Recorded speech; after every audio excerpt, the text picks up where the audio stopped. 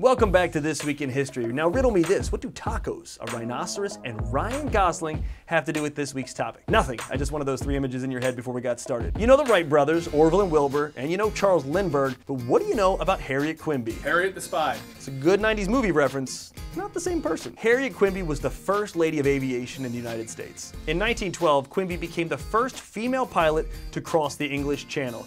In a time when it really wasn't common for women to have careers, she was a Renaissance human.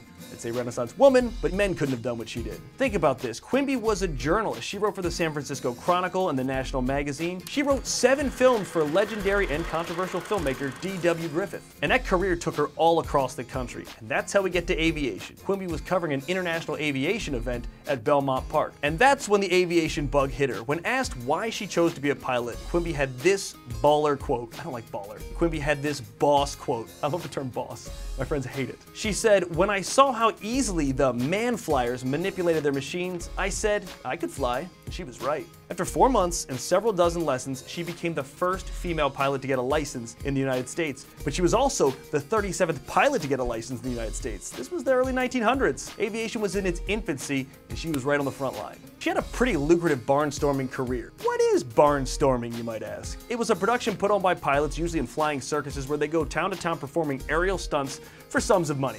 Some of her night flight stunts paid roughly $1,000. In today's money, that's nearly $25,000 a night. And don't test me on that one, because I got out a converter because I wanted to make sure I was right and you couldn't say anything in the comments. On April 16th, she prepared for her daring flight across the English Channel. Think about this. She was taking off from the cliffs of Dover in a canvas and wooden winged plane. She was flying across the English Channel in a heavily dense fog. She had to use a compass to navigate. What should have been a largely historical flight written about across the world and across America was overshadowed by a maritime disaster you might have heard of that happened 2 days prior, the sinking of the Titanic. I'll never let go, Jack.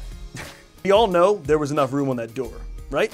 Quimby was relegated to the back page on her own historic day. She would tragically die 3 months later doing what she loved, performing stunts for people at an air show. As an aviation pioneer, her accomplishments were unfairly overshadowed by your Charles Lindberghs and Chuck Yeagers, not to take anything away from them, and that's why we wanted to profile her on This Week in History. If you like what you saw, please give us a like and subscribe to this channel. And if you have a historical event you want us to cover, put it in the comments, we'll do the research, and if it's good enough, it's gotta be good, we'll profile it on a future episode of This Week in History. It's gotta be really good.